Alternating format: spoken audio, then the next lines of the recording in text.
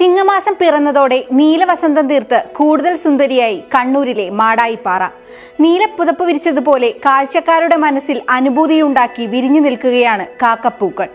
മൂന്നാറിന് സമാനമായ കാഴ്ചയാണ് കണ്ണൂർ പഴയങ്ങാടിയിലെ മാടായിപ്പാറ സമ്മാനിക്കുന്നത്.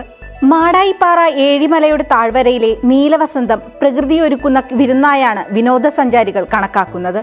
പുല്ലിനോടൊപ്പമാണ് മാടായിപ്പാറയിൽ കാക്കപ്പൂക്കൾ കണ്ടുവരുന്നത്. ഓണത്തിന്റെ ഭാഗമായി വീടുകളിൽ പൂക്കളമൊരുക്കുമ്പോൾ ഉപയോഗിക്കുന്ന പ്രധാന നാടൻ പൂക്കളിലൊന്നാണ് കാക്കപ്പൂക്കൾ. കിണ്ടിപ്പൂവെന്ന പേരിലും ചിലയിടങ്ങളിൽ ഇതറിയപ്പെടുന്നുണ്ട്. വിശാലമായ ജലാശയങ്ങളുള്ള ജൈവസങ്കേതമായ മാടായിപ്പാറയിലെ ഉറവയുള്ള പാറയിലും വയലുകളിലും കാക്കപ്പൂവിന്റെ സാന്നിധ്യമുണ്ടാകാറുണ്ട്. വയലിൽ വിരിയുന്ന പൂക്കൾക്ക് വലുപ്പം കൂടുതലാണ്. നെൽവയലിൽ കാണപ്പെടുന്നതിനാൽ ഇതിനെ നെല്ലിപ്പൂവെന്നും അറിയപ്പെടാറുണ്ട്. കാക്കപ്പൂവിനൊപ്പം പാറ നീലപ്പൂ, കൃഷ്ണപ്പൂ, തുമ്പപ്പൂ എന്നിവയും ഇവിടെ വിരിയാറുണ്ട്.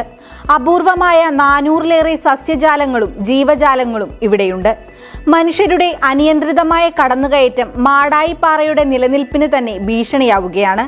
വിനോദസഞ്ചാരികൾ പ്ലാസ്റ്റിക് കുപ്പികളും മാലിന്യങ്ങളും വലിച്ചെറിയുന്നതും വാഹനങ്ങൾ തലങ്ങും വിലങ്ങും ഓടിക്കുന്നതും മാടായിപ്പാറയുടെ സ്വാഭാവികതയ്ക്ക് കോട്ടമുണ്ടാക്കിയിട്ടുണ്ട്. ജൂതക്കുളം ഉൾപ്പെടെയുള്ള നിരവധി ജലാശയങ്ങളും വടമുകുന്ദ ക്ഷേത്രം ഉൾപ്പെടെയുള്ള ആരാധനാ കേന്ദ്രങ്ങളും മാടായിപ്പാറയിലുണ്ട്. പ്രകൃതിയുടെ സ്വാഭാവികത നിലനിർത്തിക്കൊണ്ട് ജൈവസങ്കേതമായി മാടായിപ്പാറയെ നിലനിർത്തണമെന്നാണ് പരിസ്ഥിതി പ്രവർത്തകരുടെ ആവശ്യം. ഒക്ടോബർ മാസം അവസാനം വരെ മാടായിപ്പാറയിൽ നീലവസന്തം നിലനിൽക്കും. സമകാലിക മലയാളം, കണ്ണൂർ.